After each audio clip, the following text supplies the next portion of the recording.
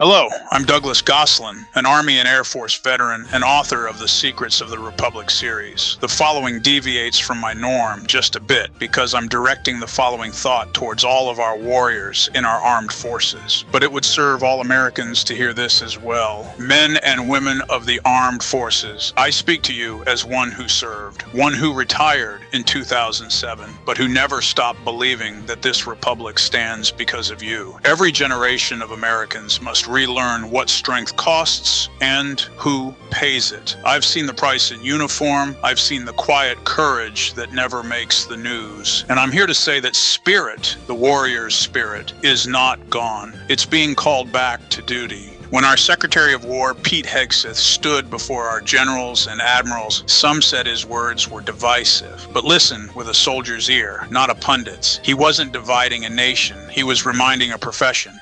He said the same thing Omar Bradley told his officers in 1948. The Army must never become an institution of drift. He said what Curtis LeMay told his airmen at the dawn of the nuclear age. Our duty is clarity, not comfort. Hegseth's call was not a political speech. It was a soldier's demand. Return to purpose. Remember why we exist. Our military is not a democracy. It protects one. That distinction has held us steady through revolution, civil war, and world war. Democracy argues, the military endures. Democracy hesitates. The military holds the line until the nation decides what it believes. That's what a republic requires. Citizens who deliberate and warriors who defend their right to do so. That's why Secretary Hegseth's message matters now. He is not at war with his own force. He is at war with confusion, moral, bureaucratic, and cultural confusion that dulls the edge of readiness. He is asking us to be warriors again, not managers of decline. Some say words don't matter, but words build institutions. And when President Trump changed Department of Defense to Department of War, we changed more than a title. We changed how we thought about ourselves.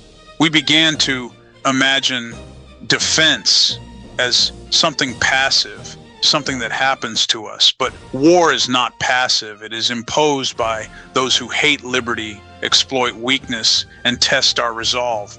To call it the Department of War again is not to glorify bloodshed. It is to acknowledge reality. Our duty is not only to defend, it is to deter, to prepare, and if required, to win. Defense is a reaction. War, rightly understood, is a discipline, a moral recognition that peace is kept by those ready to fight for it. Reclaiming that name is not regression, it's remembrance. It's a reminder that peace exists only where warriors are awake.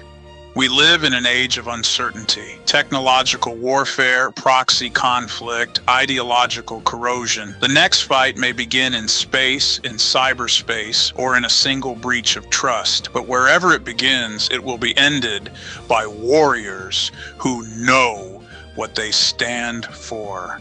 So to every soldier, sailor, airman, marine, and guardian, lift your eyes. You were not built for comfort. You were built for consequence. Discipline is your heritage. Readiness is your gift to this republic. We need not apologize for strength. We need not whisper the word war as though it were impolite. War is the terrible price free men and women pay so that tyranny does not win without cost. To prepare for it, to speak of it plainly, is not aggression. It is honesty. And honesty, in the end, is the purest form of patriotism. I retired from the Air Force 18 years ago, but I have never stopped being grateful. Grateful that our republic still produces warriors willing to bear the weight. Grateful that when many shrink from duty, some still run toward it.